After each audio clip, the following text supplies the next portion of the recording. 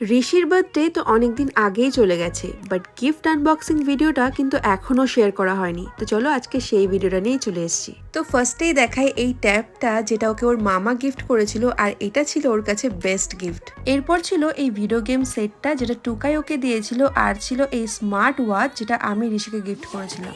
তো চলো এবার চলে আসি সবার দেওয়া গিফটগুলোতে। তো ফার্স্টেই ছিল এই স্টাডি টেবিলটা, যেটা কিন্তু বেশ শক্তপোক্ত ছিল।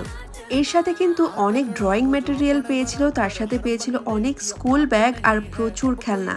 বেশ অনেকেই কিন্তু জানে যে ঋষি ফুটবল খেলতে পছন্দ করে, ও প্র্যাকটিসও করে, তাই অনেক ফুটবল কিন্তু গিফট হিসেবে পেয়েছিল।